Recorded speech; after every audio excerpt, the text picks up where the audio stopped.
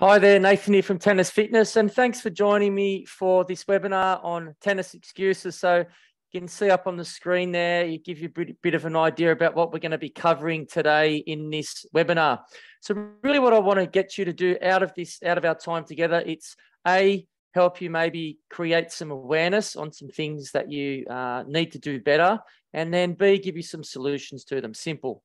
All right, so we want you to find a solution, or potentially you're going to find an excuse.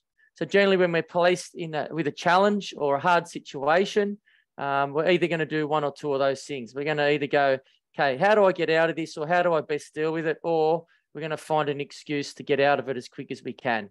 All right, we're going to go through the advantages and disadvantages of both of those during our time together.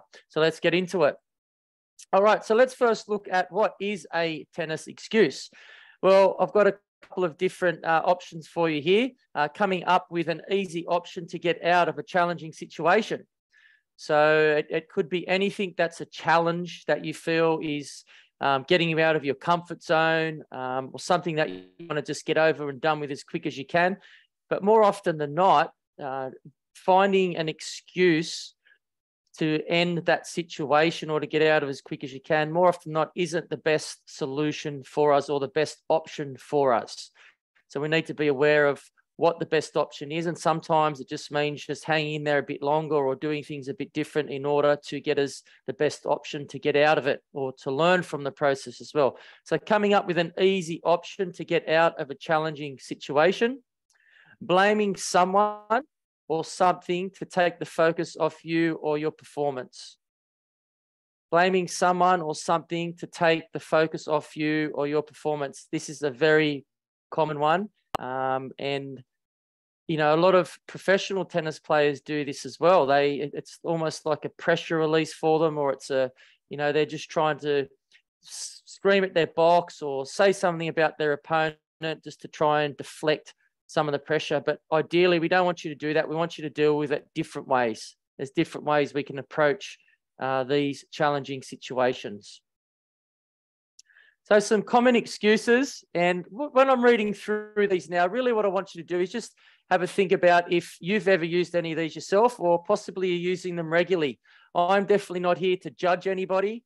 I'm just here to present to you what I've found happens with a lot of players.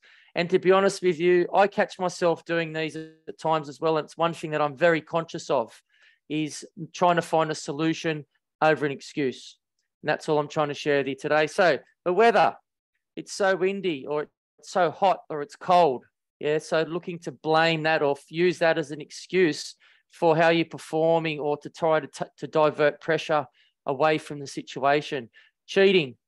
Okay, this person is such a cheat. Yeah, or they're just hooking me. Oh, I can't believe they're doing this, and verbalizing it, or having your body language just drop because you feel like someone's cheating you out of points and cheating against you. Equipment. Okay, my racket's so bad, my strings are tight, my strings are loose, my grip's sweaty, whatever the case, blaming your equipment. Okay, injury. Okay, my legs are so tired, or my foot's so sore. And in these situations, really ask, is it really, how bad is it?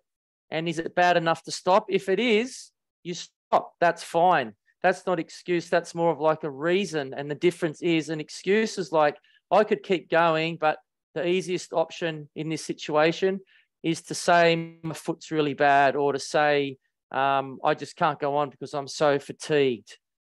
Yeah, but if we can hang in there and push through, and we get to a point and you genuinely cannot finish the match due to pain or absolute exhaustion, that is different.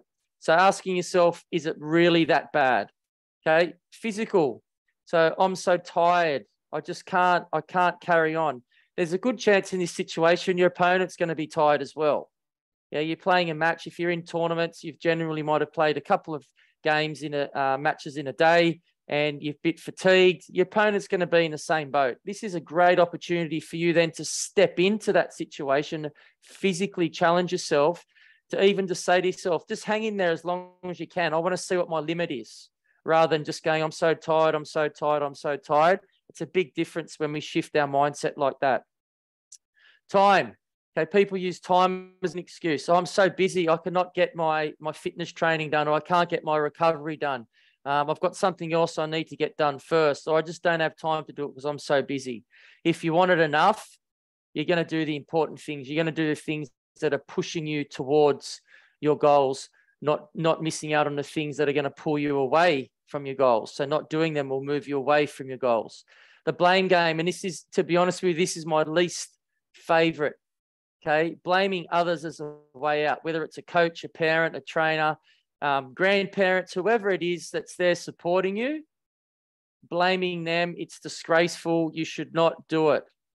Okay, we're going to go through in a moment some more beneficial solutions than making up these excuses. So there's some common excuses that I've seen and that I know go on. Look, I've used some of them myself in the past, and I'm sure you can find some in there as well that you've used as well yourself personally.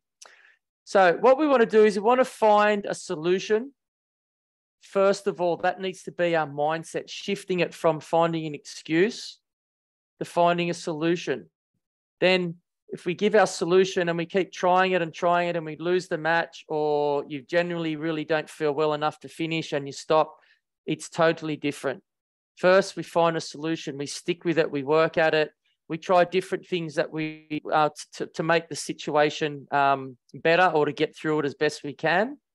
Okay, it's totally different than just finding an easy way out, finding an excuse. So here's some things that I really want to encourage you to look at. Okay, so first look at yourself.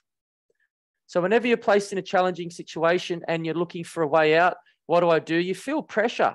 And it's easy, particularly for young athletes, to go, okay, this hurts, or I feel really uncomfortable here. Who can I blame? What excuse can I come up with to get me out of this as quick as I can? So logically thinking right now, you would know that that is not the best option for you, particularly for a young player. This is what we need to do. First of all, we need to look at ourselves. We need to think, okay, what can I control? What can I do better? So what I can control is my attitude, how I hold myself, what I say. They are 100% controllables. They're going to make you feel better. They're going to steer you more towards finding a solution. Respect for yourself, for your behavior, for the people that are there supporting you. Yeah, you can control your actions. So what you do, the energy that you move with, no matter how hard the situation, it should not change our actions. It should not change our body language. Rafa and Nadal is a classic example of this. If he flicked into the match and couldn't see the score, he could be down 2 sets to love and down 5-0 in the third set, and you wouldn't even know. He's turning up for each point with exactly the same intensity. His actions are exactly the same point to point. So positivity rules. Yeah, keeping it positive, keeping the body language good, making sure your attitude's there and the respect's high. Okay, that's how we're going to get that positivity up as high as we can. So point number 2, we want to find a solution. So ask yourself, what's the best solution for this challenge right now? Really, what is going to help me move towards my goal, not away from it? Is tanking going to help me long term? No. Is blaming someone else going to help me long term? Is blaming the wind going to help me long term? No, it's not. What's going to help me right now? It's trying to work out a way to play in the wind, keeping myself as cool as I can at the change of ends. Yeah, first looking at myself, what can I do better? What could have I done better before the match to prepare me for this moment, rather than looking externally and blaming? So ask yourself, what is the best solution for this challenge right now? And first look at yourself. Okay, control your actions. Yeah. Asking yourself, is this going to move me away? Move me towards my goal or away from it? This is one thing that I talk a lot about when I do my closed group live meetings weekly with my tennis community, the young players that are in our online academies. They hear me harp on about this all the time, because it's such a powerful thought to be running through our mind all the time. If you have a goal, which you need to have a goal, otherwise you're just waking up every day and the purpose, you're not going to be purpose driven with your actions. Okay, so you've got your goal in place, and then everything you go to do, you think, is this action going to move me towards my goal, or is it going to move me away from it? And if you want to achieve that goal enough, you're going to keep doing things to step you towards that goal. Yeah, does that make sense? I'm sure it does. Another thing that I encourage you to do, so when you're faced with a challenging situation, you're being pressured, you're feeling the pressure, deep breaths. Yeah, take 3 deep breaths and just tell yourself, just let it go. I'm okay. I'm okay. You're going to be all right. There's a very good chance you're going to survive the situation, and you want to come out of it with the best outcome for yourself. Slow it down. 3 deep breaths in through the nose. A really easy way to do this is to breathe in for a count of 4, breathe out for a count of 4. So it'd be 1, 2, 3, 4, and out. 1, 2, 3, 4 in your head. Let it go. You've got this. You'll be okay. You're going to get through it. Find a solution. Okay. Do that breath cycle 3 times. Run those thoughts through your head. Guarantee you, you're going to feel better. Then that's when we want you to make your decision. Ask yourself, what's moving me towards my goal right now in my decision? What's going to move me towards my goal? If you do all of these things up to the last point, there's a very good chance you're going to start to build a higher level of resilience.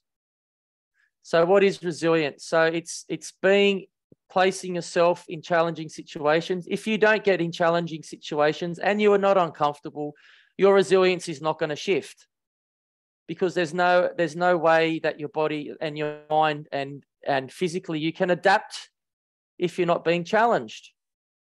So you need to place yourself in challenging situations where there's pressure, where there's physical discomfort, and you need to get used to it. And you need to tell yourself, you need to aim to have a never quit attitude. Yes, it's hurting. Yes, it's hot. Yes, it's windy. Yes, my opponent's cheating. But you know what? I'm not going to quit. I'm not going anywhere. I'm going to try to find a solution for all of those areas. So always look for a way out, not an excuse to give in. And most importantly, embrace the challenge, because that's where we gain our resilience. The resilience, once you get it, it's there forever. You've earned that by placing yourself in a challenging situation, yeah, being exposed to it, doing everything you can to get the best outcome, getting through it, and the next time you're placed in it, you go, you know what, I've been here before. I got through it. It was okay. This is what I learned. This is what I'm going to do better this time. That's how we layer our resilience. It's there forever. It's experience. Okay, so control what you can control. Okay, find a solution. Control your actions. Take your deep breaths. And most importantly, put yourself in those situations and embrace the challenge. Okay, get started with that ASAP for us. So I need you to start that now. So no more excuses. I want you to find a solution. So thanks for joining me for this quick webinar. I hope that's shed some awareness and given you a little bit of motivation to look at things a little bit differently. And if you have watched this and you're interested in knowing a little bit more about our closed group community, and you want to get some help with your training, you want to get some support, and you want to get into these meetings with myself and learn a little bit more about in depth the ins and outs on how you can become a better player, how you can become more resilient. You want to get all of your tennis fitness training sorted out for you, and you want me and my team to help guide you through the whole process, then what I want you to do is shoot through an email to me at support@tennisfitness. So support@tennisfitness.com, or I'm going to put in this blog for you. You're going to find a way that you can get in contact with us there also, because I want to speak to you. I want to see how we can help you out a little bit more. I don't want you making excuses. I want you finding solutions, and we're going to help you do that. Thanks for jumping on. I'll see you soon.